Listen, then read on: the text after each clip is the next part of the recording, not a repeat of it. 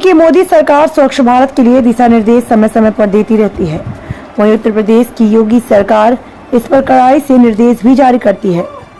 लेकिन जिनको ये जिम्मेदारी दी जाती है वो बस योजना में अपना उल्लू सीधा कर करोड़ों की खरीद तो कर लेते हैं, लेकिन उन साधनों का उपयोग न करने से वो डंपिंग यार्ड में खड़े खड़े खुद कूड़ा हो जाता है।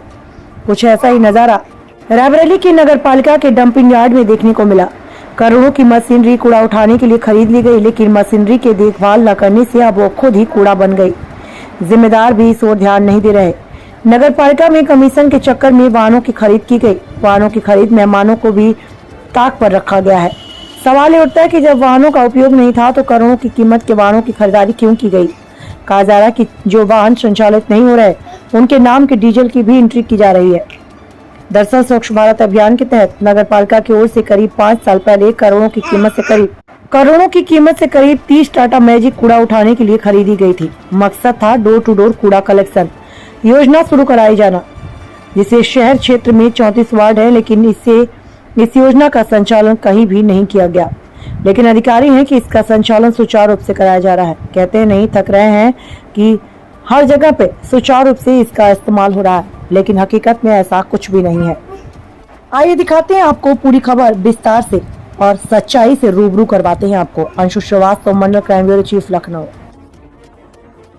देखिए, मेरा नाम है इसरार अहमद, वाली सभासद के नाम से जाना जाता हूँ। गुरु नानक नगर क्षेत्र का सभासद। जो स्वच्छ भारत अभियान के तहत गाड़ियों को कूड़ा उठाने का जो व्यवस्था चालू हुआ था, उसमें सीधी लापरवाही नगर पालिका के अधिशासी अधिकारी और नगर पालिका के अध्यक्षा महोदय का है।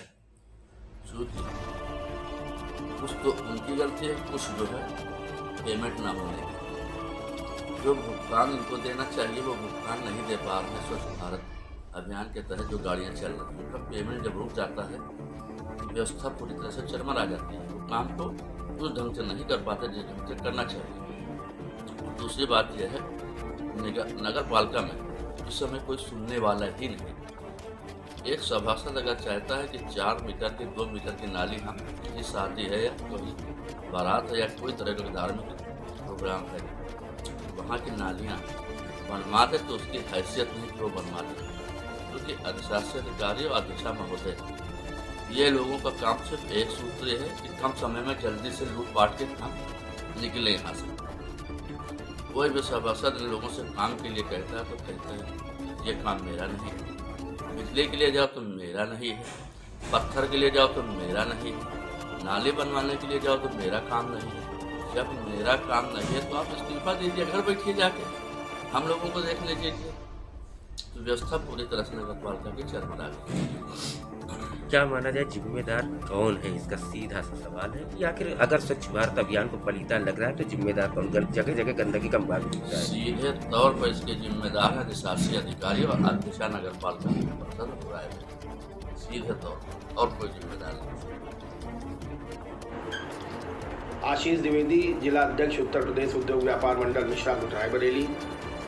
विगत 2.5-3 वर्ष पूर्व पालिका द्वारा शासन की मंशा के अनुरूप करोड़ों रुपए की लागत से लगभग 2 दर्जन के आसपास वाहनों की खरीद की गई, जिनका प्रयोग नगर की सफाई व्यवस्था व पालिका द्वारा पालिका की अन्य कार्यों के निष्पादन के लिए किया जाना था।